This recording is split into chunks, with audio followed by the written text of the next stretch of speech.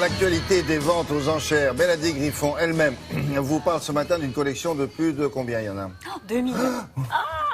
2000 objets, 2000 objets. qui offre un panorama assez unique de l'histoire du design industriel. Tout pays Exactement. confondu ou que chez nous? Non, plus particulier. Non, tout pays confondu. Il y a même des objets américains. Non, D'accord. vraiment tout pays confondu. On sait à qui ça appartenait tout ça? Oui, ça appartenait à Olivier Frénois, qui est un designer et qui a une agence de design et qui, pour expliquer à ses clients ce que c'était le design, eh bien, s'est mis à collectionner des objets pour en montrer toute l'évolution à travers le siècle. Donc c'est vraiment une collection qui raconte toute l'histoire du design et de la production industrielle du XXe siècle dans tous les domaines, les arts de la table, les arts ménagers, alors avec des vieux fers à repasser, machines à coudre, des choses comme ça, des ventilateurs, mais aussi dans le domaine de l'informatique et de la bureautique. Donc là, c'est tout ce qui est machine à écrire, machine à calculer. Vous avez des vieux Minitel parce que ça Il y a c'est des émouvant. vieux midi, mais il a tout, c'est incroyable. Il y a aussi tout ce qui concerne l'image et la voix, donc c'est les téléviseurs, les postes de radio, toutes ces choses-là, tous ces objets qui sont devenus aujourd'hui de véritables objets de collection. Donc vous allez voir, Olivier Frénois nous présente tout cela, et surtout vous allez Lui-même. voir lui-même en personne, et vous allez voir qu'il est passionné par l'origine de tous ces objets. Regardez. Événement de la vie moderne, le Salon des Arts Ménagers a ouvert ses portes, proposant à la ménagère moderne ses commodités et ses magies. Mr. Sandman, bring me a dream. L'origine des inventions est parfois cocasse. Je vais vous raconter celle du moulin à légumes. And tell him that his lonesome nights are over. Jean Mantelet, las de manger des purées mal écrasées par sa femme, en 1932 s'enferme dans son atelier de Bagneux et invente un objet mécanique qui est donc le moulin à légumes. Bon. Il le présente au Salon des Arts Ménagers et il en vend des millions.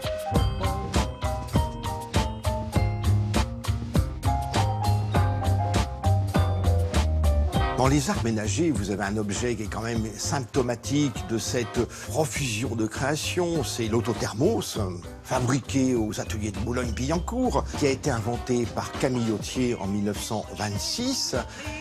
C'est une cocotte moulée en fonte, munie d'un manomètre. C'est une véritable bombe à retardement. Combien de faits divers et de rubriques de journaux font état de plafonds éventrés, de visages brûlés, de cuisines ravagées.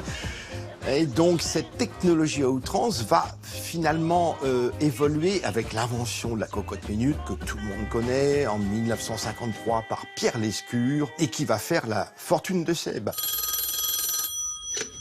Hello.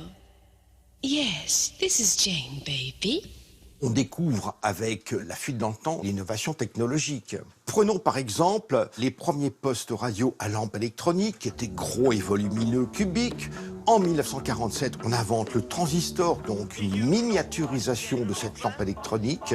Et ça nécessite une refonte, un redesign, une réécriture de la forme de ces postes avec l'invention du transistor. Aujourd'hui, on connaît tous la photocopieuse. Moi, je vous présente l'ancêtre de la photocopieuse, le duplicateur. Les secrétaires prenaient un stencil, tapaient le texte avec l'aide de leur machine à écrire et avec un système d'ancrage, dupliquaient 200, 300, 400 feuilles. Et en 1960-70, Rank Xerox invente la photocopieuse, ce qui fait que cet appareil va passer aux oubliettes de l'histoire.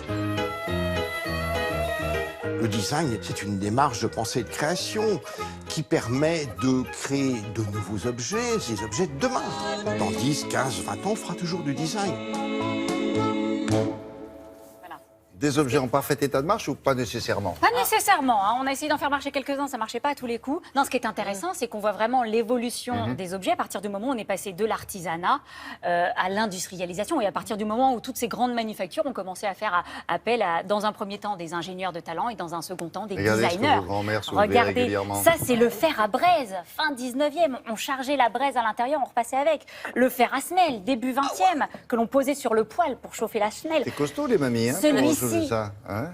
1918, le premier fer électrique. Regardez, on mettait la prise ici. Alors, à mon avis, c'était très dangereux, il fallait faire très attention, mais ça, c'est incroyable. Et puis, bien sûr, le petit dernier, ça, c'est les années 30. C'est joli, Au celui-là. look, mais ça, c'est Bien voilà, ça. au design Ouais, absolument. américain des années 30. C'est absolument magnifique. C'est ce qu'on appelle le style Streamline.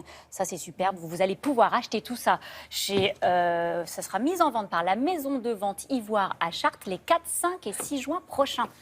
Olivia, il faut que tu y ailles pour les machines à écrire. Et pas trop cher.